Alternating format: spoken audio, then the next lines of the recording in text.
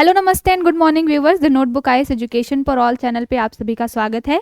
The Hindu के नए session के साथ आज फिर हम हाजिर हैं और 19 मार्च है। आज के इंपॉर्टेंट हाइलाइट्स देखेंगे। साथ के साथ आज जो दो एडिटोरियल्स हैं जो बहुत ही अच्छे आए हुए हैं तो उनको अच्छे से हम एनालिसिस करेंगे। एक एडिटोरियल आपके जीएस पेपर 3 में सिक्योरिटी वाले रीजन से आएगा और दूसरा जो एडिटोरियल है वो वुमेन के हेल्थ, मेंटल हेल्थ वगैरह से रिलेटेड है, घरेलू हिंसा वगैरह से रिलेटेड है।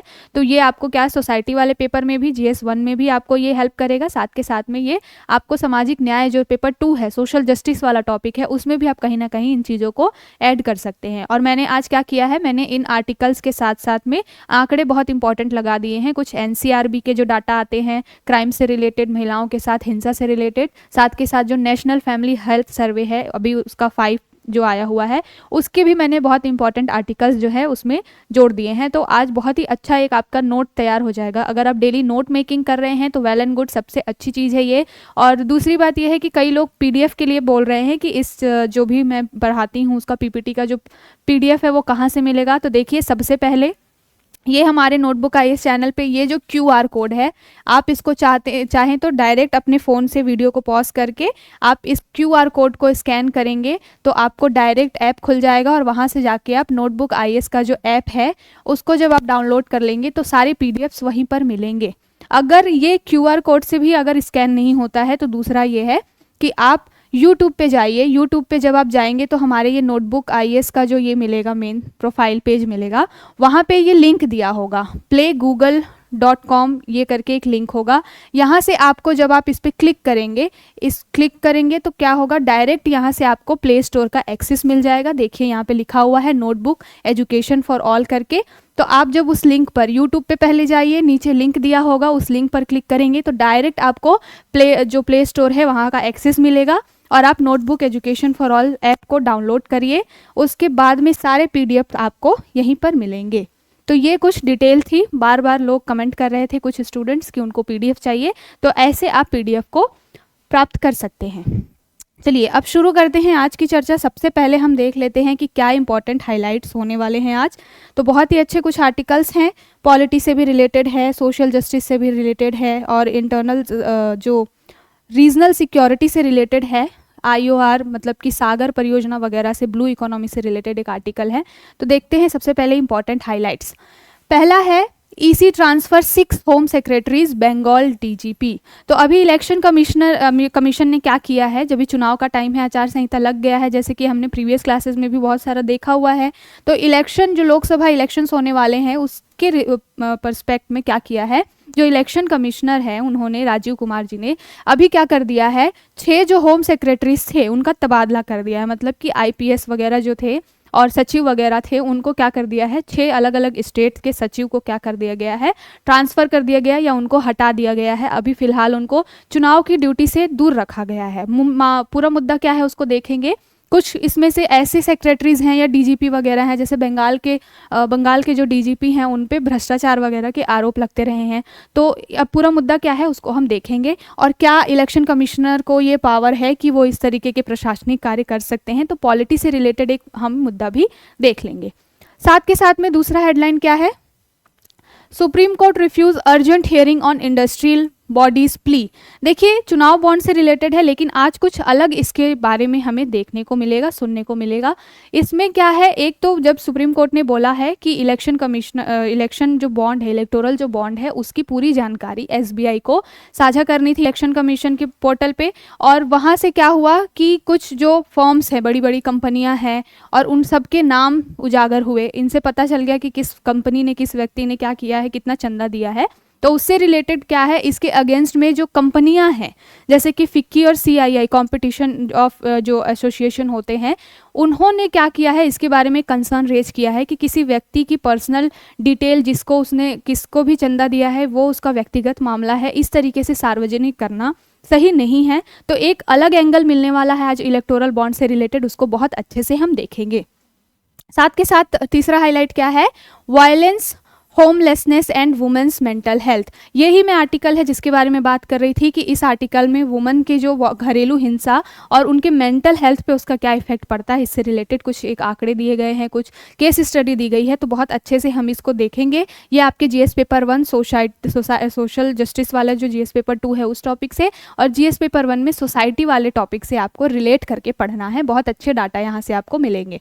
अगला हाईलाइट क्या है, Tamilisai resigns as governor and LG to contest Lok Sabha. एक नया मुद्दा आ गया है, बहुत इंटरेस्टिंग मुद्दा आ गया है। अभी फिलहाल जो तेलंगाना की राज्यपाल हैं तमिलिसाई जी, उन्होंने क्या किया है, अपने पद से रिजाइन कर दिया है, राज्यपाल के पद से इस्तीफा दे दिया है। क्यों? लोकसभा चुनाव लड़ने के लिए। तो ये कितना हद तक कॉन्स्टिट्यूशनली राइट है कि एक राज्यपाल को अपनी जो नॉन एक्टिव, राज्यपाल बनने के बाद आप सक्रिय राजनीति से दूर हो जाते हैं, तो अब आप एक राज्यपाल बन गए, उसके बाद वापस से पद से इस्तीफा दे करके वापस से सक्रिय राजनीति में आना कितना सही है, कितना गलत है, उसके बारे में ये न्यूज़ है। थोड़ा हम सरकारिया आयोग की रिपोर्ट भी देखेंगे कि सरकारिया आयोग ने क्या रिकमेंड किया था केंद्र राज्य संबंधों से रिलेटेड। तो यहाँ से बहुत अच्छा एक क्या है, आपका पीटी के लिए भी फैक्ट तैयार हो जाएगा, और साथ के साथ मेंस के लिए बहुत अच्छे पॉइंट भी मिलेंगे इसमें। अगला है, all eyes are now on the Indian Ocean region. देखिए इस आर्टिकल में जो इंडिया के रिस्पेक्ट में बातें की गई है कि जो इंडियन ओशन का रीजन है, जो हिंद महासागर का जो पूरा क्षेत्र है, वो भारत के लिए साथ के साथ उनके आसपास के देशों के लिए भी जो है व्यापार के लिहाज से देखा जाए तो बहुत इंपॉर्टेंट क्षेत्र होता है। तो उसके बारे में दिया गया है कि अब वे फॉरवर्ड क्या होना चाहिए इंडिया का। उसके कई पड़ोसी हैं जो प्रो चाइना हो गए हैं, चाइना की तरफ ज़्यादा झुकाव हो गया है उनका, तो कैसे इस हिंद महासागर वाले क्षेत्र में इंडिया बैलेंस बना सकता है, उसके रिलेटेड ये पूरा आर्टिकल है। बहुत अच्छा आर्टिकल है, बहुत अच्छे से इसको डिस्कस करेंगे हम।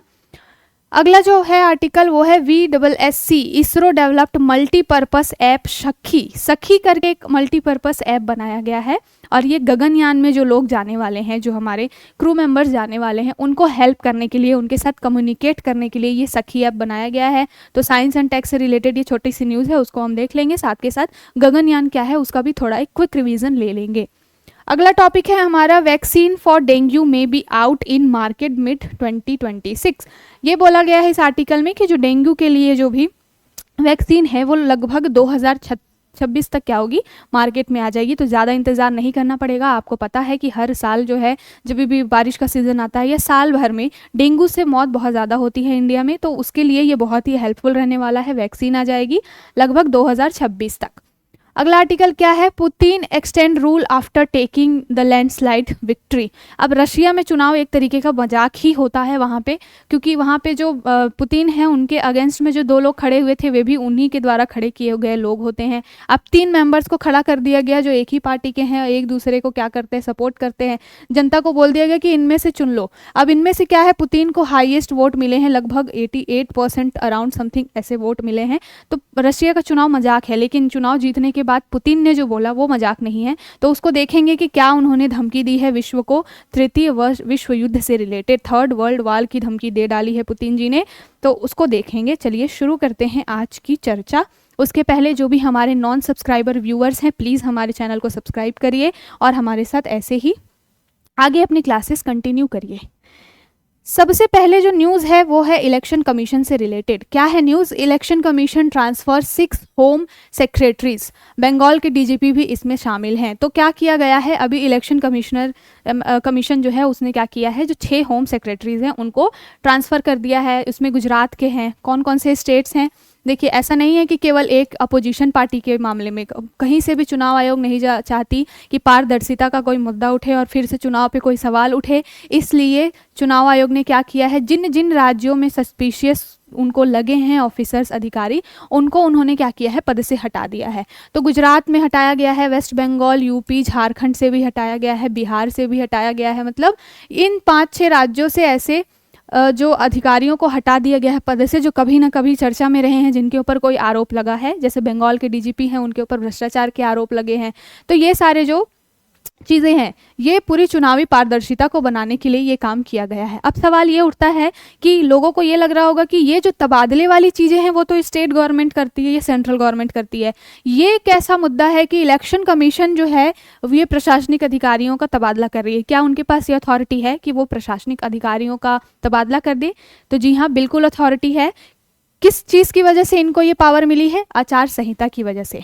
आचार संहिता का मतलब ही यही है कि अगर चुनाव होने से पहले आचार संहिता लग गई है, मतलब कि उस राज्य में जो प्रशासनिक चीज़ें हैं वो इलेक्शन कमीशन के अंदर आ जाती है। मतलब इलेक्शन कमिश्नर को या इलेक्शन कमीशन को ये अधिकार हो जाता है कि वो उस राज्य में प्रशासनिक जो भी चीज़ें हैं वो बदलाव कर सकते हैं। क्यों? क्योंकि वहाँ पर आचार संहिता लग चुकी है। अब जो स्टेट का जो गवर्नमेंट है वो क्या है, थोड़े से उनकी पावर कम हो गई है। तो अब ये पूरा मामला चला गया है इलेक्शन कमीशन के हाथ में। हमने जब उस 2-3 दिन पहले इलेक्शन कमिश्नर वाला पूरा पॉलिटी से चैप्टर रिवाइज किया था, तो उसमें मैंने 3 तरीके के इलेक्शन कमीशन के शक्तियां और कार्य बताए थे। वो कौन कौन से थे देखिए यहाँ पर, एक प्रशासनिक था, दूसरा सलाहकारी था, तीसरा अर्ध न्यायिक था। तो जब मैंने ये पूरा टॉपिक पढ़ाया था तो मैं आर्टिकल 324 ये चुनाव आयोग उनके कैसे नियुक्ति, मतलब उसकी स्थापना और साथ के साथ में उनकी शक्तियां और कार्य के लिए ये आयोग इस आर्टिकल के तहत शक्तियां प्राप्त करता है। ठीक है, पहली बात तो ये। तो चुनाव आयोग ने क्या किया है, आर्टिकल 324 का यूज करते हुए और अपनी प्रशासनिक शक्तियों का प्रयोग करते हुए अभी फिलहाल 6 जो होम सेक्रेटरीज हैं उनको क्या कर दिया है, ट्रांसफर कर दिया है। तो यहाँ पर जो प्रशासनिक टॉपिक लिखा हुआ है इसी का यूज करते हुए उन्होंने क्या किया है, ट्रांसफर किया है। इसके अलावा सलाहकारी शक्तियां भी हैं जो टाइम टाइम पे अगर राष्ट्रपति मांगे तो उनको देनी पड़ती है। अर्धन्यायिक शक्तियां मैंने बताया था, अर्धन्यायिक शक्ति कहने का क्या मतलब है कि कुछ मामलों में चुनाव आयोग जो है वो सजा भी दे सकती है अवमानना वगैरह होने पर या किसी तरीके की गड़बड़ी होने पर। ठीक है, तो ये पूरा मुद्दा है।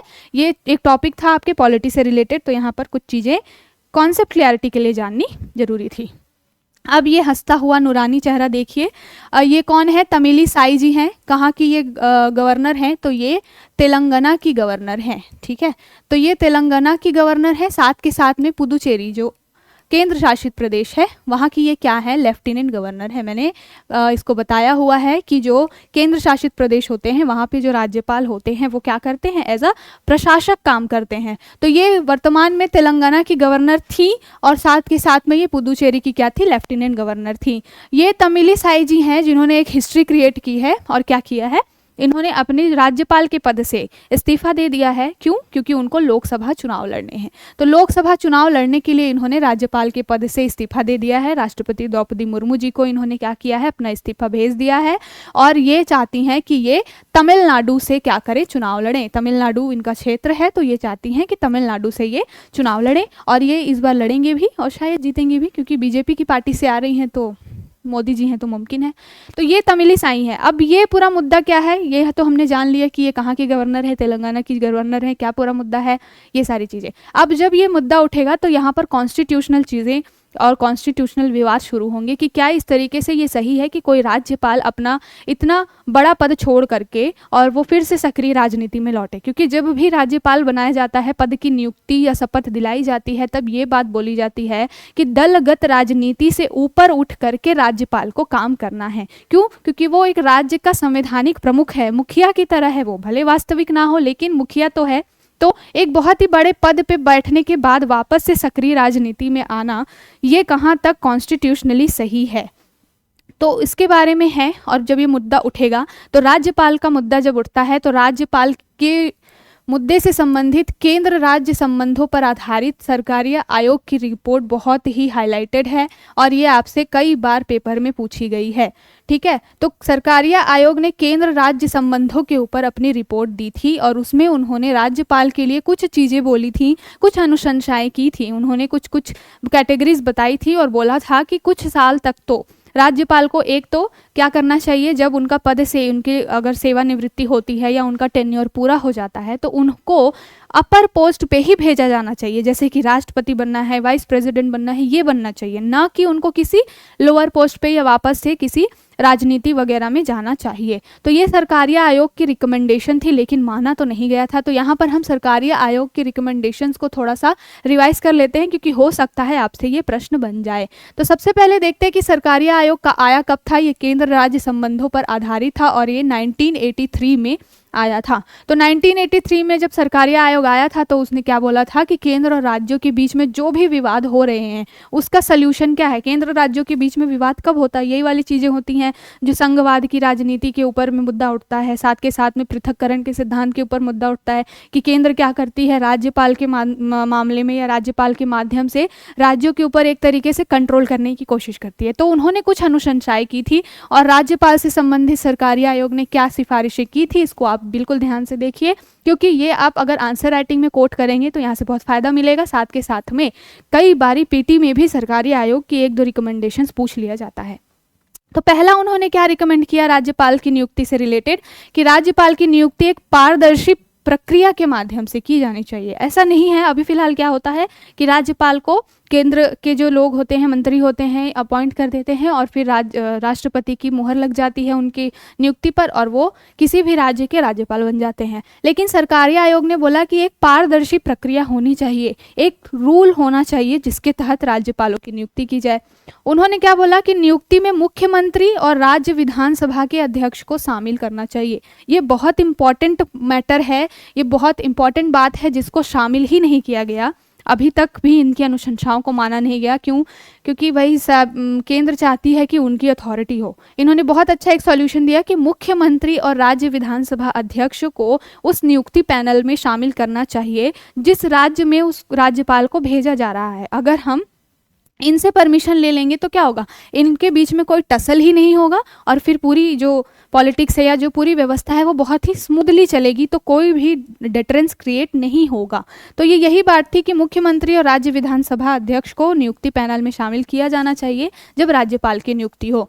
साथ के साथ राज्यपाल की शक्तियों से रिलेटेड सरकारी आयोग ने कुछ रिकमेंड किया था। क्या बोला था कि राज्यपाल को विधानसभा भंग करने की शक्ति का उपयोग केवल संवैधानिक संकट आने की स्थिति में ही किया जाना चाहिए। ऐसा नहीं है कि जब मनचाहा राज्यपाल को ऐसा लगा, जैसे होता है कि मान लो सेंट्रल गवर्नमेंट में बीजेपी है, स्टेट में आ गई कांग्रेस, है ना, तो क्या करेंगी सेंट्रल गवर्नमेंट, राज्यपाल को बोल देंगी कि कुछ भी ऐसी तिगड़ में लगाओ और ये विधानसभा भंग कर दो, सरकार गिरा दो, है ना। तो कई बार ऐसा होता है कि राज्यपाल केंद्र के इन्फ्लुएंस में आके काम करते हैं। तो सरकारी आयोग ने यह रिकमेंड किया कि विधानसभा भंग करने के लिए केवल संवैधानिक संकट हो तभी ही राज्यपाल को यह शक्ति देनी चाहिए कि वो किसी विधानसभा को भंग कर दे। अदरवाइज कोई भी ऐसा छोटा मोटा इशू दे करके या छोटा मोटा रीजन दे करके विधानसभा को भंग नहीं किया जाना चाहिए। एक ही बहुत इंपॉर्टेंट पॉइंट। उसके बाद राज्यपाल को मंत्रिमंडल के गठन और विधानसभा के 17 की सिफारिश को स्वीकार करना चाहिए। ठीक है, जब भी देखिए कल हमने जो मुद्दा देखा उसमें क्या था कि जो एक मंत्री हैं उनको क्या है अपॉइंट करने के लिए स्टेट गवर्नमेंट कह रही है, लेकिन एन रवि जी हैं अपॉइंट करने से मना कर रहे हैं। तो यही पूरा मुद्दा है कि राज्यपाल को मंत्रिमंडल के गठन और विधानसभा के 17 की सिफारिशों को मानना चाहिए, अपनी मनमानी नहीं करनी चाहिए। उसके बाद बोला कि राज्यपाल और मुख्यमंत्री के संबंध कैसे होने चाहिए। तो सरकारी आयोग ने बोला था कि राज्यपाल और मुख्यमंत्री के बीच एक तालमेलपूर्ण और सहकारी संबंध होना चाहिए। देखिए जब सहकारी संघवाद की बात आती है तो यही चीज़ होती है कि केंद्र के बीच राज्य के बीच क्या हो, तालमेल हो, एक मिड पाथ लेकर चलें। तो यहाँ पर भी वही रिकमेंड किया गया कि राज्यपाल और मुख्यमंत्री के बीच में क्या होना चाहिए, एक बैलेंस होना चाहिए। ठीक है, एक पॉलिटिकल बैलेंस होना चाहिए, एक अथॉरिटी या पावर के स्तर पर भी बैलेंस होना चाहिए कि उनके बीच कोई विवाद ना हो, दोनों मिल बांट के भाईचारे के साथ काम करें।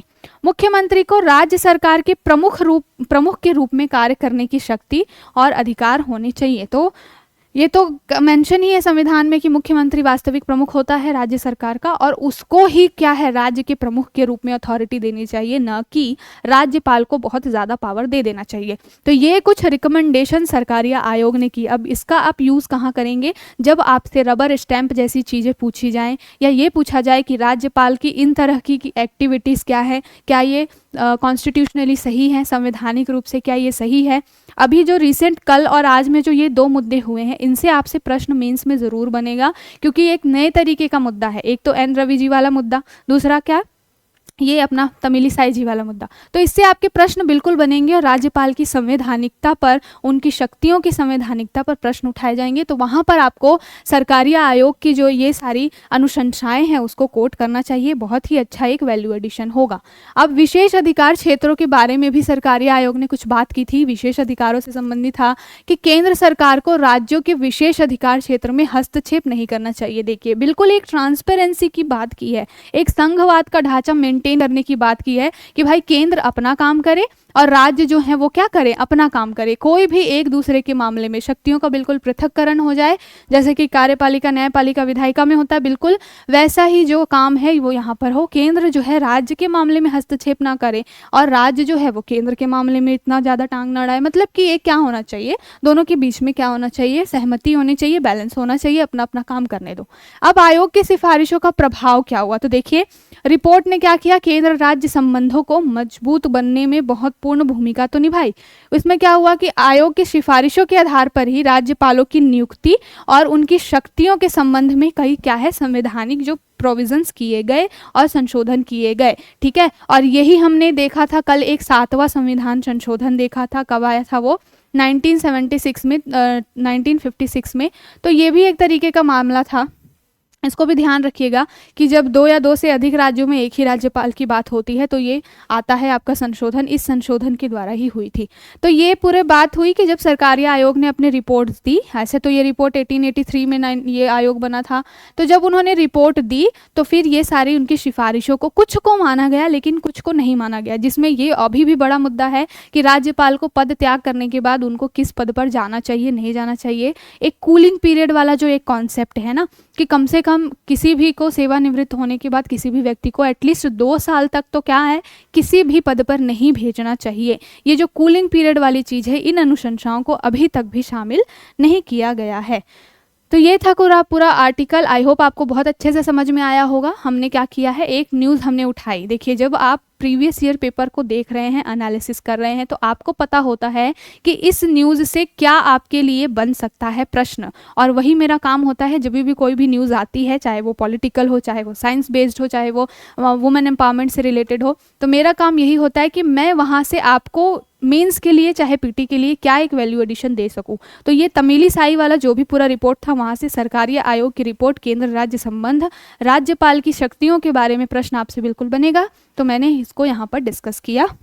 आई होप आपको चीज़ें समझ में आई होंगी। अब देखते हैं हम अपना अगला न्यूज़। अगला क्या है, SC refuse urgent hearing on industrial bodies. ये जो मैंने बताया जैसे कि एसोचैम है, ठीक है, वाणिज्य से रिलेटेड ये संस्थाएं हैं, फिक्की हो गई, साथ के साथ ये कॉम्पिटिशन इंस्टीट्यूट ऑफ इंडिया ऐसा करके है ना, प्रतिस्पर्धा आयोग वगैरह। तो इन्होंने एक क्या है प्ली डाली थी सुप्रीम कोर्ट में। इन्होंने बोला था कि जो आपने एसबीआई को या फिर इलेक्शन कमीशन को ये तो बोल दिया है कि व्यक्तियों का डाटा सार्वजनिक करो कि किस व्यक्ति ने किस पार्टी को वोट दिया है, लेकिन आपको ये भी चीज़ें देखनी पड़ेंगी कि जब ये इलेक्टोरल बॉन्ड इशू हुआ था तो उस समय ये शर्त बोली गई थी कि सारी जो सूचनाएं हैं उसको गुप्त रखी जाएंगी। इसी शर्त के बेस पर तो व्यक्ति ने चंदा दिया है ना कि हमारी सूचना किसी के पास में नहीं जाएगी, इसको गुप्त रखी जाएगी। अब मान लीजिए कोई ए व्यक्ति है, इसने बीजेपी के लिए बॉन्ड खरीदा, और इन केस, ऐसे तो बिल्कुल पॉसिबल नहीं है, लेकिन इन केस कोई बी पार्टी जो अभी इस बार जीत के कांग्रेस आ गई, मान लेते हैं, ऐसा क्या कोरी कल्पना मात्र है ये, लेकिन मान लेते हैं। अब मान लीजिए कि इस ए व्यक्ति ने फिलहाल बीजेपी को चंदा दिया हुआ था, लेकिन सूचना जारी हो जाएगी जब बॉन्ड वगैरह से रिलेटेड, तब पता चलेगा कि एक व्यक्ति ने बीजेपी को वोट दिया था, लेकिन सत्ता में कौन आ गया, कांग्रेस आ गई। तो ये कांग्रेस तो चुन चुन के बदला लेगी ना इस व्यक्ति से कि भाई तुमने तो मुझे तो चंदा दिया नहीं था, तो मैं तुम्हें क्यों फेवर करूं। तो क्या है, ये जो संस्थाएं हैं जैसे एसोचैम हुई, फिक्की हुई, CII हुई, इन्होंने यही प्ली डाली थी सुप्रीम कोर्ट में कि आप इसको रोक दीजिए, किसी भी व्यक्ति का पर्सनल लेवल पे ये डाटा ना रिलीज हो कि उसने किस पार्टी को चंदा दिया, क्योंकि उसके भविष्य में बहुत ही गलत जो प्रभाव है वो पड़ेंगे उन व्यक्तियों पर। तो इसको सुनने से अभी फिलहाल सुप्रीम कोर्ट ने क्या कर दिया है, मना कर दिया है। बोला कि देखो अभी वैसे भी एसबीआई ने हमारा दिमाग बहुत ख़राब कर रखा है, हर दिन उसको डांट लगानी पड़ रही है, बहुत काम है हमारे ऊपर, 10 दिन से हम तो इलेक्टोरल बॉन्ड और यही सारी चीज़ें डिस्कस कर रहे हैं, फिलहाल आप रुको, आपके भी मुद्दे को सुना जाएगा। लेकिन अभी क्या कर दिया गया है, सुप्रीम कोर्ट ने रिफ्यूज़ कर दिया है इन लोगों की बातें सुनने से, मतलब डाटा तो जारी होकर रहेगा इस बार। यहाँ पर एक और चीज़ बोली गई है, एक रेट्रोस्पेक्टिव इफेक्ट की बात की गई है। रेट्रोस्पेक्टिव इफेक्ट क्या होता है, भूतलक्षी या पूर्वलक्षी। रेट्रोस्पेक्टिव ये कहने का मतलब है कि इन जो आयोग है, जैसे एसोचैम है, फिक्की है, सीआईआई है, इन्होंने एक ये भी बात रखी है कि आपको अगर इलेक्टोरल बॉन्ड को इतना पारदर्शी बनाना है, सारे डाटा जारी करने थे, तो आपको ये भविष्य के लिए रखना चाहिए था, ना कि जब इलेक्टोरल बॉन्ड की पूरी योजना चालू हुई उस समय जिन शर्तों को दिया गया था उसमें आपको ये इफेक्ट नहीं लगाना चाहिए था कि 2019 से जा करके पूरा ये सारी चीज़ें लगेंगी और 2019 से सारा डाटा जारी होगा। आपको ये करना चाहिए था कि आगे जो भी बॉन्ड खरीदेगा उसका डाटा जारी होगा। तो कहीं ना कहीं ये रेट्रोस्पेक्टिव इफेक्ट भी एक आ गया चर्चा में। रेट्रोस्पेक्टिव इफेक्ट यही होता है कि आज जो भी कानून है उसको बना है, लेकिन वो क्या होगा, पीछे जा करके, मान लीजिए 5 साल या 10 साल पीछे जा करके लागू होगा। मतलब कहने का सीधा सा मतलब क्या है कि मान लीजिए आज कोई टैक्स से रिलेटेड कानून बना, ठीक है, टैक्स से रिलेटेड आज कानून बना कि जो गुड्स है, जैसे मान लीजिए चिप्स के ऊपर 10% का क्या लगेगा, टैक्स लगेगा। आज ये रूल बना, ठीक है, लेकिन ये लगेगा कब से, 5 साल पहले। मान लीजिए 2018 में जितने भी 2018 से चिप्स वगैरह बन रही हैं वहाँ से ये पूरा टैक्स क्या होगा, कलेक्ट किया जाएगा। तो ये होता है रेट्रोस्पेक्टिव इफेक्ट, मतलब कि भूतलक्षी प्रभाव क्या होता है, पीछे जा करके कोई भी रूल को या किसी भी कानून को लागू करना। तो यहाँ पर ये इलेक्टोरल बॉन्ड वाले मैटर में क्या हो रहा है, आज हमने बोल दिया कि ये अनकॉन्स्टिट्यूशनल है, आज हमने बोल दिया कि ये पारदर्शिता का हनन है, लेकिन हम उसको लागू कहाँ से करवा रहे हैं, 2019 से जिसने अब तक बॉन्ड खरीदे हैं उन सब पर हम इस चीज़ को लागू करवा रहे हैं ना। तो वही वाला मैटर है रेट्रोस्पेक्टिव प्रभाव। तो इन सारी तीनों जो संस्थाएं हैं इन्होंने बोला कि सर ये गलत है, जो इंडिविजुअल व्यक्ति है, कंपनी का जारी करना एक अलग मैटर है, पर इंडिविजुअल भी कई व्यक्ति हैं जिन्होंने व्यक्तिगत स्तर पर डोनेशन दिया है, तो क्या होगा, पॉलिटिकली उनके ऊपर क्या किया जा सकता है, भाई नेता तो पावरफुल होते हैं, वो कुछ भी करा सकते हैं ना। तो ये कंसर्न का एक मुद्दा है, इस पर ध्यान देना चाहिए, और व्यक्तिगत लोगों की तो एटलीस्ट जानकारी साझा नहीं होनी चाहिए। तो ये न्यूज़ आप कहाँ पे कोट कर सकते हैं, जब आपसे मेंस में ये पूछा जाए कि इलेक्टोरल बॉन्ड को अभी पारदर्शी बनाने की सुप्रीम कोर्ट की जो मुहिम है वो तो बहुत अच्छी है, लेकिन इसके क्या नेगेटिव इफेक्ट हो सकते हैं। तो नेगेटिव इफेक्ट में आपको ये चीज़ें कोट करनी है और इससे बहुत ही अच्छा आपका आंसर इम्प्रेसिव लगेगा। तो मैंने ये बता दिया। अब ये जो रेट्रोस्पेक्टिव चीज़ों की बात की, तो ये ध्यान रखिएगा कि ये केवल और केवल सिविल मामलों पर लगता है। सिविल मामलों पर कहने का मतलब है कि जो ज़मीन जायदाद से रिलेटेड या मनी से रिलेटेड जो भी चीज़ें होती हैं उस पर। क्रिमिनल मामलों पर रेट्रोस्पेक्टिव इफेक्ट नहीं लगता है। क्रिमिनल मामले ऐसा नहीं है कि आज किसी ने किसी का मर्डर किया और उसको 5 साल पहले के कानून के हिसाब से ट्रीट किया जाएगा, नहीं। आज किसी व्यक्ति ने किसी का मर्डर किया तो उसको आज जो कानून है उसके आधार पर ही क्या किया जाएगा, ट्रीट किया जाएगा। अगर आज किसी को जान से मारने पर पूरी उम्र कैद की सज़ा मिलती है या डेथ पेनल्टी मिलती है, तो आज ये कानून है उसके आधार पर, ये नहीं कि 10 साल या 5 साल पहले क्या कानून था उसके बेस पर। तो जो रेट्रोस्पेक्टिव या भूतलक्षी इफेक्ट है ये हमेशा आपको कन्फ्यूज करने के लिए पूछा जा सकता है कि सिविल मामलों में और क्रिमिनल दोनों मामलों में लगेगा, तो बिल्कुल भी नहीं। यह केवल और केवल सिविल मामलों पर लगता है, जहाँ पर ज़मीन जायदाद से रिलेटेड या पैसों वगैरह से रिलेटेड मामले होते हैं, उनमें ही ये भूतलक्षी प्रभाव लगता है। तो ये एक इम्पॉर्टेंट चीज़ थी, इसको मैंने यहाँ पर डिस्कस किया। तो आई होप आपको समझ में आई होगी चीज़ें।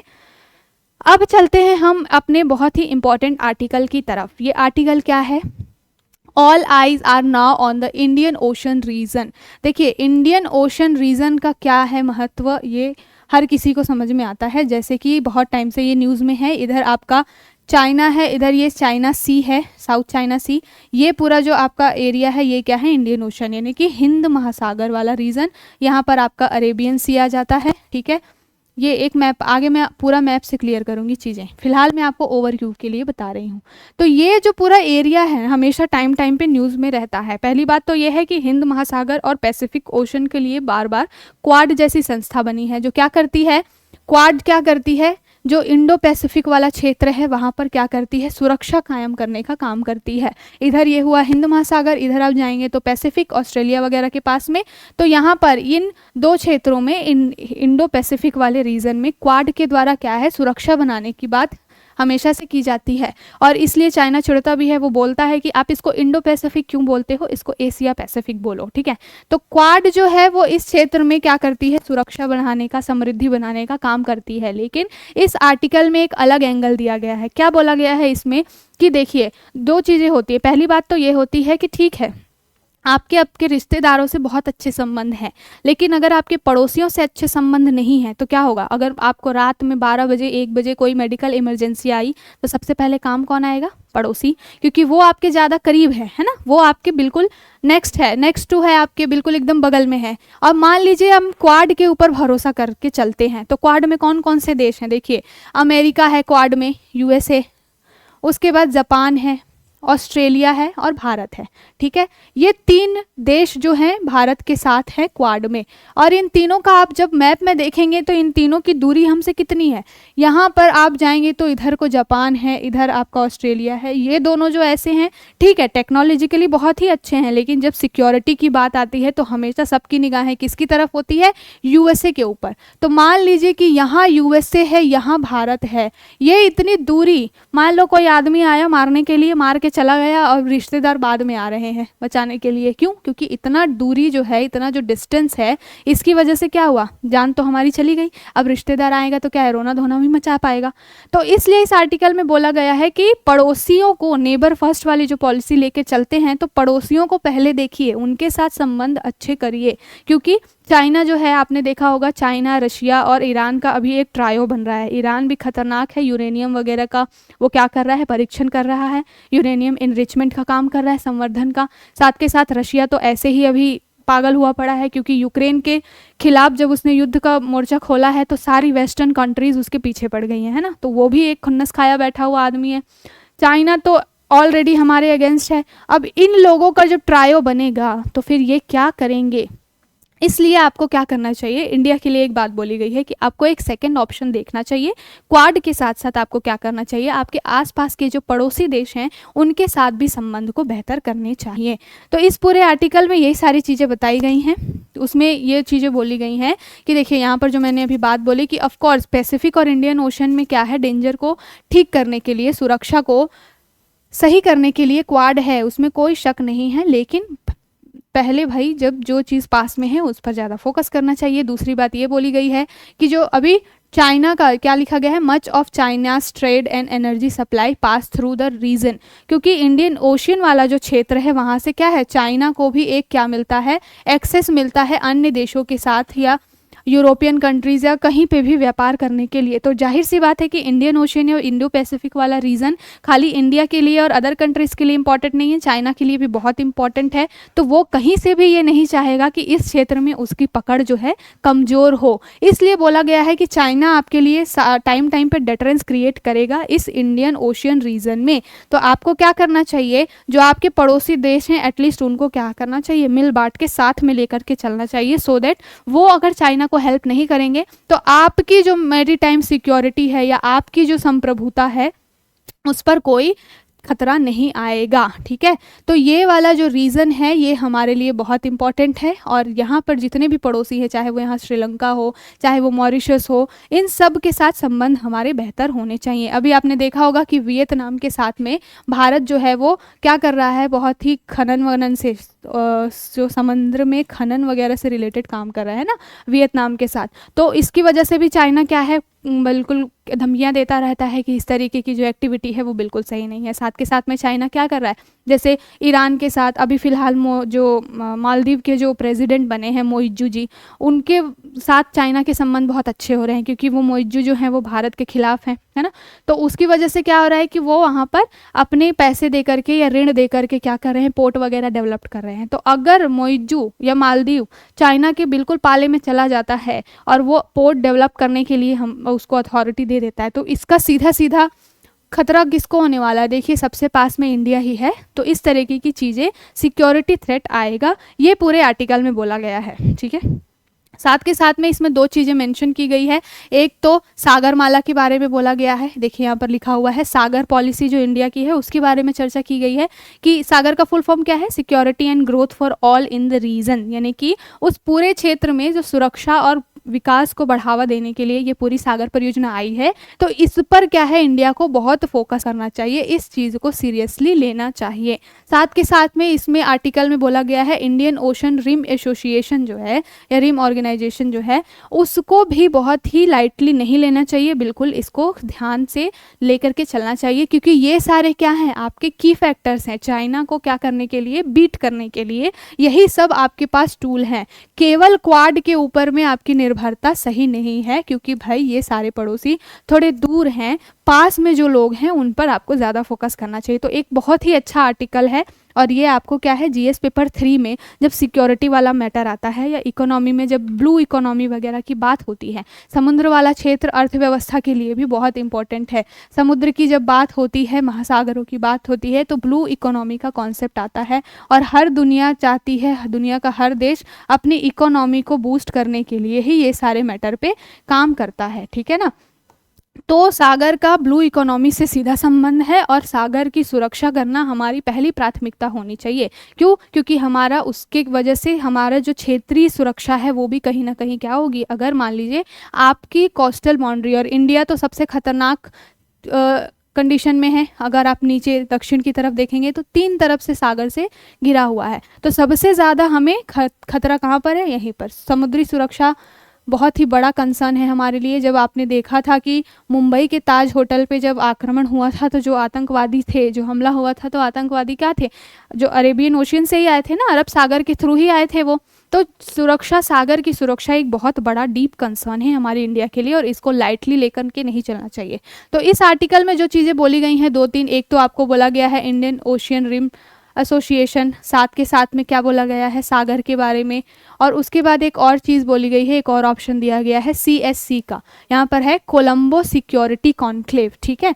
तो ये CSC, अब ये तीनों क्या है इसके बारे में हम थोड़ी चर्चा कर लेंगे, और ये सारी चीज़ें जब आप वे फॉरवर्ड में आपके आंसर में इंक्लूड करेंगे तो बहुत ही अच्छा इम्पैक्ट पड़ेगा डेफिनेटली। जो मैं चीज़ें यहाँ बताती हूँ आप इसको कहीं ना कहीं नोट करते चलिए। मैंने डे फर्स्ट बोला था कि आप द हिंदू पढ़ रहे हैं, इट मीन्स कि आप क्या कर रहे हैं, सिर्फ यहाँ न्यूज़ लेने नहीं आए हैं। इतने अच्छे आर्टिकल्स के थ्रू आपका एक एनालिटिकल जो व्यू है वो भी एक ब्रॉडर लेवल पे काम करना शुरू कर देता है जब आप इस तरीके के एनालिसिस जो पढ़ते हैं। तो आपको क्या करना चाहिए, यहाँ पे बहुत अच्छे आपको वे फॉरवर्ड चीज़ें मिलती हैं, डाटा मिलती है। मैं अपने पीपीटी में भी कोशिश करती हूँ कि ज़्यादा से ज़्यादा चीज़ें आपके लिए लाऊं, ताकि आपको वो पीटी में भी हेल्प करें, मेंस में भी। तो आप डेली A4 साइड की एक शीट पे ये सारे आंकड़े, ये सारे मुद्दे लिखा करिए। कैसे लिख सकते हैं आप, हेडिंग लिखिए, और मैं बताते ही रहती हूँ कि कोई भी टॉपिक किस पेपर से संबंधित है जीएस के, आप उसको बगल में लिख लीजिए, और जो भी आंकड़े मैंने बताए, जो भी वे फॉरवर्ड बताया, उसको अपने शब्दों में बस की पॉइंट्स बना के लिख लीजिए। जो लास्ट एग्ज़ाम से बिल्कुल पहले ना 2-3 घंटे जब आपके पास समय होता है, या फिर प्रीलिम्स से पहले जब 1 दिन का 2 दिन का समय होता है, जिस टाइम पे बहुत हेडेक होता है, उस टाइम पे आपको ये सारे नोट्स को क्विक रिवीजन करने में बहुत हेल्प मिलेगी। तो ये पूरा मुद्दा था, हमने देख लिया कि क्या इसमें बोला गया है। इसमें यही बातें बोली गई हैं कि क्वाड एक अच्छा ऑप्शन है, नो डाउट, लेकिन उसके साथ साथ हमको अपने पड़ोसियों के साथ भी संबंध को ठीक करना चाहिए। अब इसका एक जो चीज़ है बहुत इंपॉर्टेंट है, पहले उसको हम मैप से समझते हैं। जो इंडियन ओशन वाला क्षेत्र है वो हमारे लिए केवल समुद्री सुरक्षा के लिए इम्पॉर्टेंट नहीं है, हमारे लिए ये पूरा जो व्यापार की दृष्टि से भी बहुत इम्पॉर्टेंट है। देखिए ये पूरा रेड सी वाला एरिया है, ये आपका मेडिटेरेनियन सी है, और ये पूरा रेड सी वाला एरिया है, यहाँ पर आपका ये इंडिया है, ये भारत है आपका, ठीक है। अब इस मैप को आप ध्यान से समझिए। अभी फ़िलहाल क्या हो रहा है, इस आर्टिकल में ही मेंशन है कि अभी यूक्रेन रशिया का वॉर हो, चाहे वो इजराइल और फ़िलिस्तीन का वॉर हो, इसकी वजह से क्या हो रहा है, ये वाला जो एरिया है ना, ये वाला एरिया क्या हो रहा है, विवादों में है, और इसकी वजह से व्यापार बहुत इफ़ेक्ट हो रहा है। क्यों? क्योंकि देखिए ये हमास वाला जो ग्रुप है वो यहीं पे रहता है, तो उसने इस रास्ते को रोक कर रखा हुआ है। अभी फ़िलहाल अमेरिका ने क्या किया था, यमन के ऊपर, यहाँ पर यमन है ये आपका अरब कंट्रीज़ में, तो यमन के ऊपर अमेरिका ने क्या कर दिया था, हमला कर दिया था। तो इस वजह से ये वाला जो एरिया है ये भी अभी क्या है, चल रहा है बहुत ही विवादों में। तो अब क्या हो रहा है, इंडिया को जो व्यापार करने के लिए इंडिया को चाहे पूरे विश्व को व्यापार करने के लिए रास्ता मिल नहीं पा रहा है। अब जाहिर सी बात है ये शॉर्टेस्ट रूट है कहाँ, पूरा यूरोप में आपको एक्सेस देने के लिए, ठीक है ना, यूरोप के लिए एक्सेस देने के लिए ये मेडिटेरेनियन वाला या रेड सी वाला जो एरिया है वो शॉर्टेस्ट रूट है।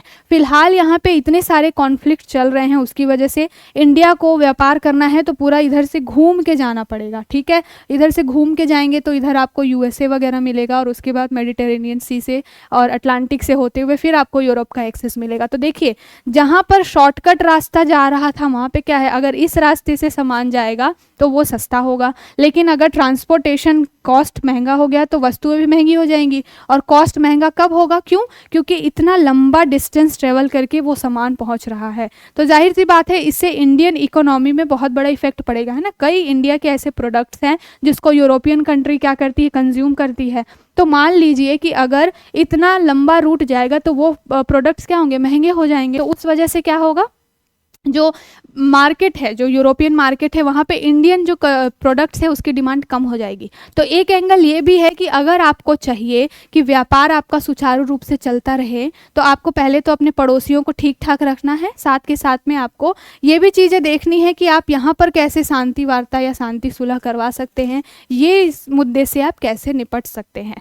जाहिर सी बात है कि ये इतना लंबा रूट बिल्कुल आपके लिए लाभदायक नहीं है। तो ये पूरा आर्टिकल यही कह रहा है नेबर फर्स्ट के बारे में कि पहले पड़ोसियों को देखिए, उनके साथ संबंध अच्छे करिए। फिलहाल हमने इस आर्टिकल में कुछ 2-3 चीज़ों के बारे में देखा। एक तो सागर परियोजना के बारे में देखा, इंडियन ओशन रिम एसोसिएशन के बारे में देखा, और एक सीएस जो कोलंबो कॉन्क्लेव है उसके बारे में देखा, है ना। तो उसको भी हम देख लेते हैं कि ये तीनों क्या हैं। आपके क्वेश्चन यहाँ से बन सकते हैं, एटलीस्ट पीटी में तो इनके बारे में ही पूछा जाएगा। तो सागर परियोजना क्या है, सागर परियोजना की शुरुआत हुई थी 2015 में। सागर का फुल फॉर्म क्या होता है मैं यहाँ पर लिख लेती हूँ।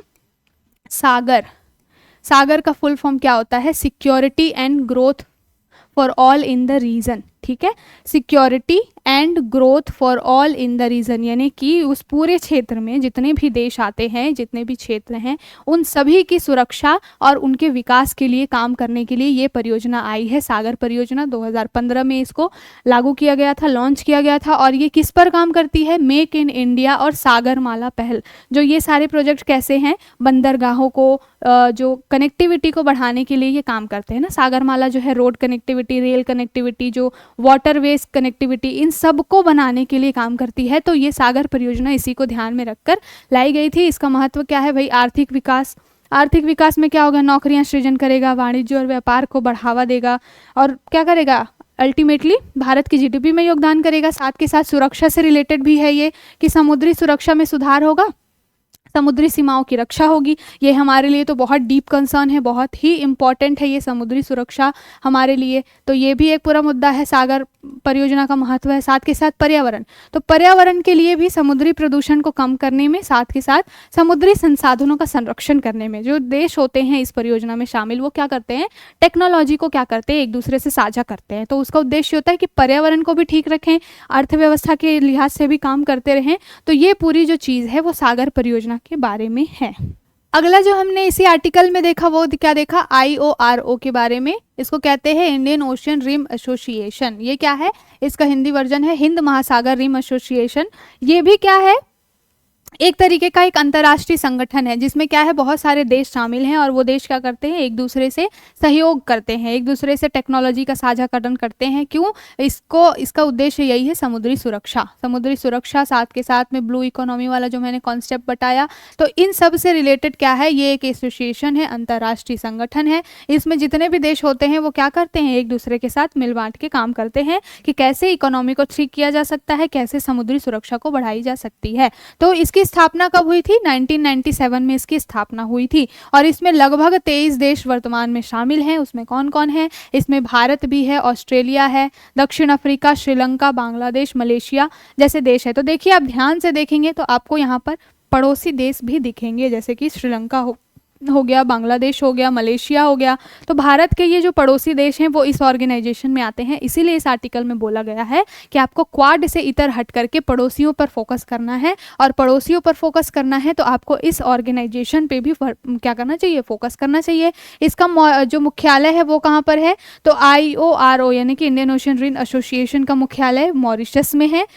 उसके बाद में ये क्या है, वर्तमान अध्यक्ष इसका कौन है, तो श्रीलंका। टाइम टाइम पे इसके जो अध्यक्ष चेंज होते रहते हैं, जहां पर लास्ट बैठक होती है उस हिसाब से अध्यक्षता वो देश करता है। तो इसका मेन मुख्यालय हेडक्वार्टर तो मॉरिशस में है, वर्तमान इसका अध्यक्ष श्रीलंका है। और 2025 में जो सम्मेलन होने वाला है वो कहाँ पर आयोजित होने वाला है, तो अगला शिखर सम्मेलन भारत में आयोजित होने वाला है। तो देखिए बहुत ही इंपॉर्टेंट है, यहाँ पर जब भारत में ही इसकी पूरी 2025 में ये पूरा शिखर सम्मेलन आयोजित किया जाएगा इंडियन ओशन रिम एसोसिएशन का, तो भारत इस मुद्दे को उठाना चाहिए उसको, और साथ के साथ यहाँ पर संबंधों को बेहतर करने के लिए इस दिशा में काम करना चाहिए। ये थी पूरे आर्टिकल की बात। और इसमें एक CS जो कॉन्क्लेव, कोलंबो कॉन्क्लेव के बारे में था, तो ये एक तरीके का 2011 में शुरू किया गया था। ये भी एक अंतर्राष्ट्रीय संगठन ही है, समुद्री सुरक्षा पे काम करता है। इसमें जो देश शामिल है वो बहुत इंपॉर्टेंट है। कौन कौन से हैं, एक तो भारत है, दूसरा श्रीलंका है, मालदीव और मॉरिशस। तो ये जो बहुत ही इंपॉर्टेंट हमारे कुछ 3 पड़ोसी हैं, ये हमारे लिए बहुत ही अच्छा काम कर सकते हैं। फिलहाल जो मालदीव है उसके साथ संबंध हमारे खराब चल रहे हैं, लेकिन उसको ठीक करने की इस आर्टिकल में बात की गई है कि आप बिल्कुल उसको लेकर चलिए। एक व्यक्ति अगर परिवार का नाराज हो गया तो ऐसा नहीं कि उसको छोड़ देना है, उसको मनाने की कोशिश करते रहिए, क्योंकि अगर वो चला गया विरोधी खेमे में तो फिर वो हमारे लिए क्या करेगा, बहुत ही ज़्यादा परेशानी क्रिएट करेगा। तो ये जो पूरा कॉन्सेप्ट था, ये जो पूरा आर्टिकल था, आई होप आपको अच्छे से समझ में आया होगा। इसमें जो भी पूरी बातें थी मैंने उसको डिस्कस किया, साथ के साथ इसमें जो चीज़ें मेंशन थी वे फॉरवर्ड में, जैसे कि सागर परियोजना, IORO, ये सारी इंडियन ओशन रिम एसोसिएशन, साथ के साथ CSC, तो मैंने उसको बहुत ही अच्छे से डिस्कस किया, तो आपको समझ में आया होगा, आई होप। चलिए अगला जो है हमारा article, violence, homelessness and women's mental health. इस आर्टिकल में बात ये की गई है कि अभी जब भी मुद्दा आता है महिलाओं के स्वास्थ्य से रिलेटेड, तो ये बोला जाता है कि उनके ऊपर बहुत ज़्यादा वर्कलोड है, घर का सारा काम होता है, बच्चे संभालना, और ये भी चीज़ें बोली जाती हैं कि पोस्ट प्रेगनेंसी क्या होता है, जब एक माँ एक बच्चे को जन्म देती है उसके बाद से उसके बॉडी में इतने हार्मोनल चेंजेस आते हैं जिसकी वजह से एक महिला जो है वो डिप्रेशन में चली जाती है। तो जब भी इस आर्टिकल में बोला गया है कि जब भी मेंटल हेल्थ की बात आती है महिलाओं के, तो महिलाओं के मेंटल हेल्थ की जब भी बात आती है तो ये कुछ एक्स्ट्रा इश्यूज दे दिए जाते हैं, रीजंस दे दिए जाते हैं, जैसे कि पारिवारिक दबाव हो गया, पोस्ट प्रेगनेंसी वाला, हार्मोनल चेंजेस, ब्ला ब्ला। लेकिन कभी इस चीज़ पे फोकस नहीं किया जाता कि इसका एक और कारण घरेलू हिंसा भी है। तो इस चीज़ पर बहुत कम ध्यान दिया जाता है कि महिलाओं की जो मानसिक स्थिति खराब हो रही है उसका एक बहुत बड़ा रीज़न क्या है, घरेलू हिंसा और यौन उत्पीड़न।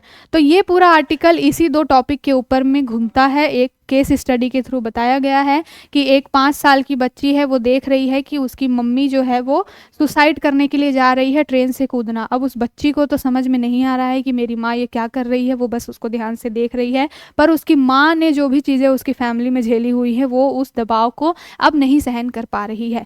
तो ये एक अलग एंगल दिया गया है वुमेन मेंटल हेल्थ से रिलेटेड इस आर्टिकल में, कि केवल पारिवारिक दबाव या केवल हार्मोनल इम्बैलेंस ही रीज़न नहीं होते हैं, घरेलू हिंसा और यौन उत्पीड़न भी एक बहुत बड़ा कारण होता है।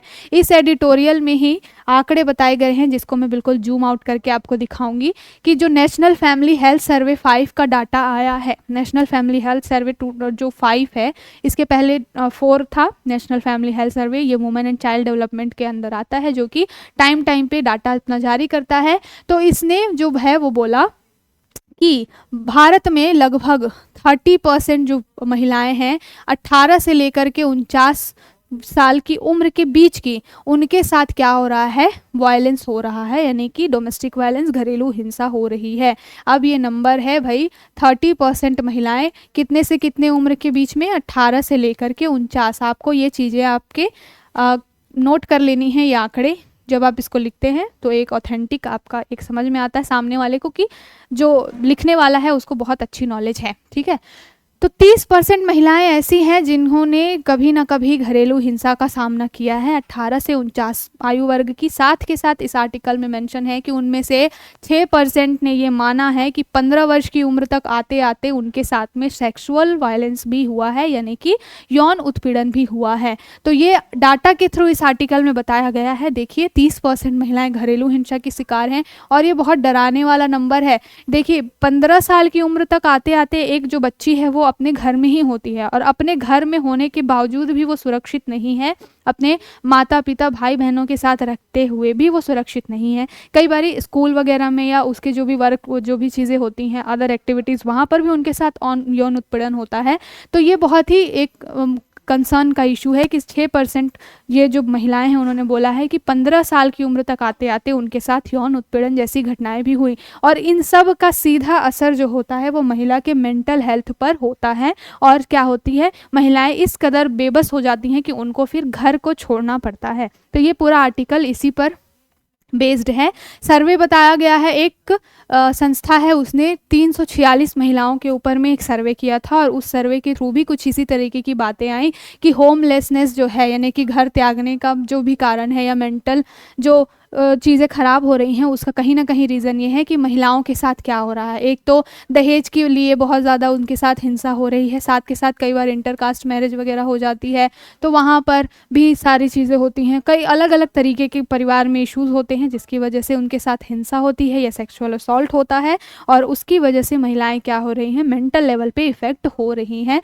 तो ये पूरा आर्टिकल था इसी के ऊपर। अब यहाँ से हमको नेशनल फैमिली हेल्थ सर्वे और जो मैंने वहाँ पर चीज़ें बताई कि with in a multifactional matrix of structural barriers such as poverty and caste, violence and associated feeling of loss। देखिए यहाँ पर एक चीज़ ये बोली गई है कि कहीं ना कहीं जो घर परिवार में है वहाँ पर एक जो भावनात्मक संबंध है उनमें कमी आई है। साथ के साथ एक रीज़न गरीबी का भी है, साथ के साथ कास्ट वगैरह से भी एक रीज़न आता है जिसकी वजह से इस तरीके की चीज़ें बढ़ रही हैं। तो इसमें एक वे फॉरवर्ड दिया गया है कि इस पर ध्यान देना चाहिए कि जो स्त्री और पुरुष है घर पे, जो पति पत्नी है, उनके संबंधों में भी एक मधुरता है या उनको कैसे ठीक रखना है, बैलेंस करना है, इसकी भी टाइम टाइम पर काउंसलिंग होनी चाहिए। तो ये कुछ डाटा बताया गया है।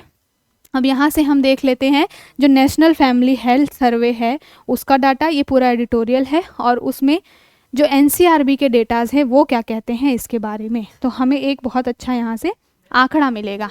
ठीक है, सबसे पहले हम NCRB के डेटा की बात करते हैं कि महिलाओं के लिए, महिलाओं के संबंध में NCRB जो नेशनल क्राइम रिकॉर्ड ब्यूरो है वो क्या करती है, समय समय पर डाटा जारी करती है। 3 तरीके के डाटा ये जारी करती है। एक तो क्राइम इन इंडिया रिपोर्ट, साथ के साथ में रोड एक्सीडेंट से रिलेटेड और साथ के साथ सुसाइड से रिलेटेड 3 तरीके के जो डाटा हैं वो NCRB जारी करती है। और जो क्राइम इन इंडिया रिपोर्ट है उसमें कहीं ना कहीं महिलाओं से रिलेटेड भी रिपोर्ट वो जारी करते हैं, जिसमें NCRB के डाटा में बताया गया है कि घरेलू हिंसा जो है वो 2021 में भारत में इसके लगभग 80,000 के अराउंड जो मामले थे, 79,447 मामले दर्ज किए गए, जो कि 2020 में 71,000 थे लगभग।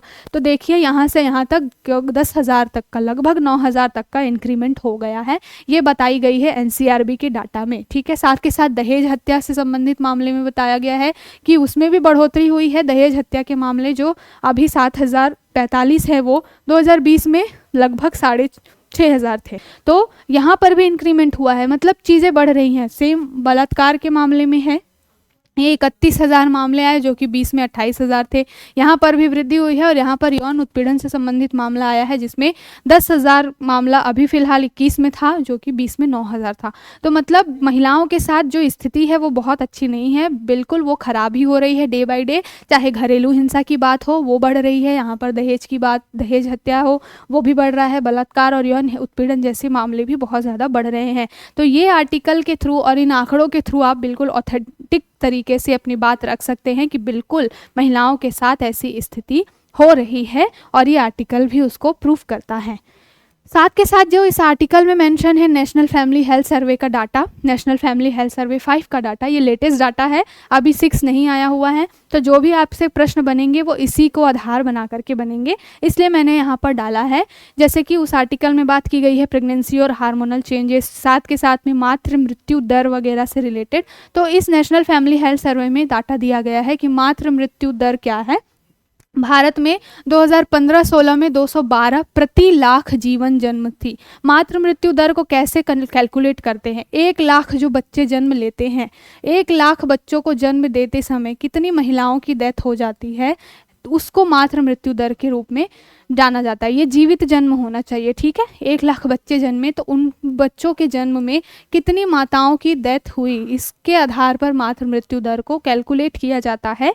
और इसमें बताया गया है कि ये 2015-16 में 212 थी, जो कि अभी घटी है, 113 हो गई है। कुछ इसमें सुधार हो रहा है, लेकिन बहुत अच्छी स्थिति अभी भी नहीं है। साथ के साथ में यहाँ पर तो जब आप एनसीआरबी का डाटा देंगे तो देखिए, कोई भी टॉपिक होता है उसके दोनों आपको पक्ष बताने होते हैं। एक तो ये बताना होता है कि क्या कंसर्न है, क्या समस्या है, साथ के साथ आपको ये भी बताना होता है कि हाँ, स्थिति कुछ सुधर रही है, ऐसा ही नहीं है कि सब खराब ही चल रहा है। तो जब स्थिति सुधरने की बात आएगी तब आपको ये डालनी है चीज़ें कि मातृ मृत्यु दर पहले 212 थी, अब 113 हो गई है। तो एक ये प्लस पॉइंट है, यानी कि इस दिशा में काम हो रहा है। शिशु मृत्यु दर, वो भी क्या है, शिशु मृत्यु दर 1000 जन्म पे कितने बच्चों की डेथ हुई, इसको काउंट करके निकाला जाता है, ठीक है। तो यहाँ पे ध्यान रखिएगा, शिशु मृत्यु दर में 1000 जन्म, मातृ मृत्यु दर में 1 लाख जन्म। तो शिशु मृत्यु दर जो है नेशनल फैमिली हेल्थ सर्वे 5 के अनुसार 2015-16 में 37 प्रति 1000 था, जो कि अब घट करके 35 हो गया है। मतलब कि अब जो है 1000 बच्चों पर 35 बच्चों की डेथ होती है, जो कि पहले क्या थी, 1000 बच्चों पे 37 थी। तो यहाँ पर भी थोड़ा सुधार हो रहा है। साथ के साथ में कुपोषण से रिलेटेड, जब मेंटल हेल्थ की बात आएगी तो कहीं ना कहीं कुपोषण वगैरह से भी रिलेटेड चीज़ें आएंगी कि महिलाओं को घर में अच्छा खाना नहीं मिल रहा होगा, उनकी स्थिति दयनीय होगी, उनको पोषण की कमी। और ये हमेशा होता है, आपने अपने फैमिली में नहीं तो किसी और फैमिली में देखा होगा कि कई फैमिलीज ऐसी होती जो बोलती हैं कि पहले पिता को खाने दो या पहले भाई को खाने दो, उसके बाद जो बच जाएगा वो मम्मी खाएगी या फिर बहनें खाएंगी। ये सारी चीज़ें होती हैं, कई फैमिलीज़ में होती हैं। अब तो लोग बहुत ही अच्छे प्रोग्रेसिव माइंड के हो गए हैं। तो कुपोषण के मामले में भारत में 5 वर्ष से कम आयु के 35.5% बच्चे कुपोषित हैं फिलहाल, अभी ये स्थिति है। साथ के साथ एनीमिया, जो 15 से लेकर के 49 वर्ष की आयु की महिलाएं हैं, उनमें एनीमिया से रिलेटेड मामले हैं।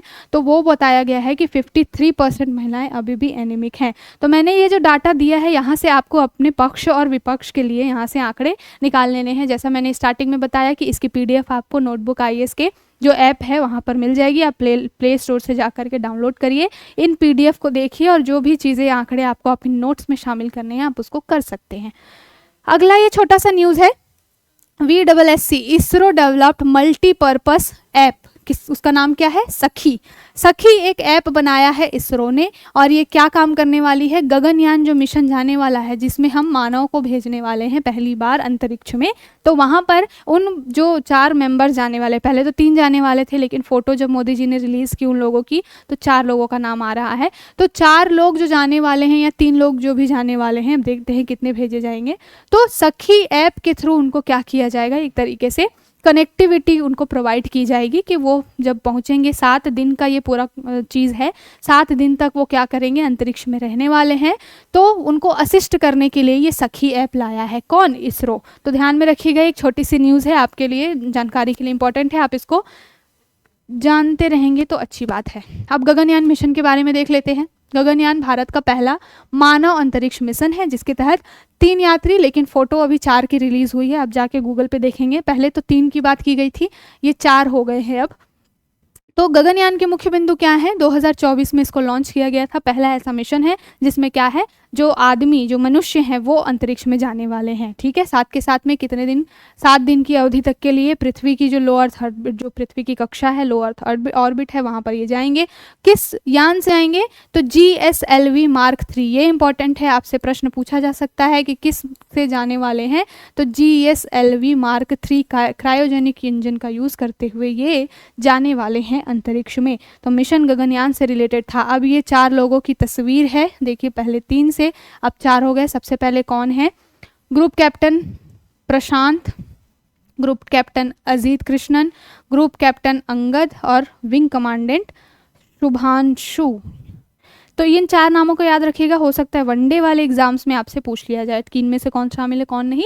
तो ग्रुप कैप्टन प्रशांत हुए, ग्रुप कैप्टन अजीत हुए, अंगद जी हुए और शुभांशु, ये 4 लोग हैं जो गगनयान मिशन के थ्रू स्पेस में जाने वाले हैं या ये पूरा मैटर देखने वाले हैं। अब एक हमने हाईलाइट में चीज़ें डिस्कस की थी कि जो डेंगू की वैक्सीन है वो 2026 तक आ जाने वाली है। इसको बना कौन रहा है? तो इम्यूनोलॉजिकल लिमिटेड IIL जो है खल लिमिटेड II जो है वो इसको बना रही है IIL, और ये वैक्सीन 2026 तक आ जाएगी। साथ के साथ इसी आर्टिकल में जीका वायरस के बारे में भी चर्चा की गई है, तो डेंगू कहीं ना कहीं इससे भी रिलेट करता है। तो जीका वायरस के बारे में भी इसमें बात की गई है। सबसे पहले इंटरेक्ट जो इसको पता लगाया गया था उसके बाद से ही ये कंसर्न का मुद्दा था, रिसर्च की जा रही थी। और फिलहाल अब क्या है, ICMR के द्वारा भी क्या किया गया है, अग्री कर दिया गया है इन सारी चीज़ों के ऊपर। अब मिड 2026 तक क्या होगा, डेंगू की वैक्सीन आ जाएगी। तो ये था आज का कुछ इंपॉर्टेंट न्यूज़। अब लास्ट में हम ये देख लेते हैं, पुतिन जी जीत गए हैं। पुतिन जी ने भारी मतों से विजय प्राप्त की है और ये चुनाव बिल्कुल एक मजाक है रशिया में। इस व्यक्ति ने संविधान में अमेंडमेंट करके बोल दिया है कि जब तक मैं जिंदा रहूंगा तब तक मैं ही वहां पर राष्ट्रपति रहूंगा। तो ये चुनाव क्यों करवाते हैं, आई डोंट नो, पता नहीं ये क्यों अपने रिसोर्सेज को लॉस करवाते रहते हैं। तो फिलहाल ये जीत गए हैं, हमारे इनके साथ अच्छे संबंध हैं तो भाई हम तो इनको बधाई देंगे, कॉन्ग्रेचुलेशंस। लेकिन ये मुद्दा है कि इन्होंने सीधे सीधे यूरोपियन कंट्रीज़ को ये धमकी दे दी है कि अब अगर उन्होंने यूक्रेन को सपोर्ट किया, हम शांति वार्ता के लिए तैयार हैं लेकिन हम पहले झुकेंगे नहीं। जब अगर यूक्रेन चाहेगा इस युद्ध को रोकना तो बिल्कुल हम शांति वार्ता के लिए रेडी हैं। लेकिन अगर वेस्टर्न कंट्रीज़ ने ये सोचा कि हम अब यूक्रेन की हेल्प कर दें तो बिल्कुल थर्ड वर्ल्ड वार होकर रहेगा, तृतीय विश्व युद्ध होकर रहेगा। ये जो पुतिन जी है इन्होंने सीधी सीधी धमकी दे दी है वेस्टर्न कंट्रीज़ को। तो ये था पूरा मुद्दा। साथ के साथ उन्होंने एक बफर जोन बनाने की बात की है कि शांति वार्ता कब बनेगी, इधर रशिया है, ठीक है, और इधर है यूक्रेन। तो उन्होंने बोला है कि एक बफर जोन बनना चाहिए। ये एक बफर जोन बनेगा, मतलब इसमें क्या होगा कि यूक्रेन का कोई भी यहाँ पर इस बफर जोन में नहीं रहेगा। तो जब ये चीज़ें हो जाएंगी इसी शर्त के आधार पर शांति वार्ता की जाएगी कि इधर में एक बफर जोन होना चाहिए, यहाँ पर यूक्रेन का कोई भी सैनिक तैनात नहीं रहेगा रशिया और यूक्रेन के बॉर्डर के पास में, तब जाके हम इस युद्ध को रोकेंगे। तो ये एक जो है तो ये पूरा मुद्दा था रशिया और यूक्रेन से रिलेटेड। साथ के साथ रशिया पुतिन जी जीते हैं तो कॉन्ग्रेचुलेशंस टू हिम। और आज का ये पूरा न्यूज़ था। आई होप आप लोगों को ये आज का सेशन बहुत ही अच्छा लगा होगा। अगर आपको हमारी ये मुहिम अच्छी लग रही है तो हमारे notebook IAS education for all channel को ज़्यादा से ज़्यादा लाइक करिए, शेयर करिए, सब्सक्राइब करिए। सब्सक्राइबर्स बढ़ने चाहिए। साथ के साथ में हम बहुत हर दिन ये कोशिश करते हैं कि आपको एक अच्छा कंटेंट प्रोवाइड करा पाएँ, तो मेहनत हम भी कर रहे हैं, थोड़ी सी मेहनत। तो ये था आज का पूरा सेशन। आई होप आपको आज का सेशन अच्छा लगा होगा। अगर आपको हमारी पहल अच्छी लग रही है तो प्लीज़ ज़्यादा से ज़्यादा लाइक करिए, शेयर करिए, सब्सक्राइब करिए। हम हर दिन बहुत मेहनत करते हैं आपको बहुत ही अच्छा कंटेंट प्रोवाइड कराने के लिए। तो आपसे हम इतनी मेहनत कर रहे हैं तो आपसे थोड़ी मेहनत हम भी ये एक्सपेक्ट कर सकते हैं, ठीक है। और दूसरी बात ये कि मैं फिर से बता दूं, अगर किसी को भी PDF चाहिए तो नोटबुक आईएएस जो एजुकेशन फॉर ऑल का ये पूरा ऐप है। आपको यूट्यूब पे पहले जाना है और यूट्यूब पे जाने के बाद में आपको क्या करना है, एक नीचे प्ले गूगल करके लिंक दिया होगा, उस पर आपको क्लिक करना है, ठीक है। और जब आप उस पर क्लिक करेंगे तो डायरेक्ट आपको प्ले स्टोर में ये एक्सेस मिल जाएगा, ये ऐप खुल जाएगा नोटबुक आईएएस वाला, और वहाँ से आप उसको डाउनलोड कर लीजिए। सारे जो PDF जो हैं सारे लेक्चर्स के वो आपको वहाँ पर मिल जाएंगे। तो आई होप आपको ये आज का सेशन अच्छा लगा होगा और स्टे कनेक्टेड विथ अस।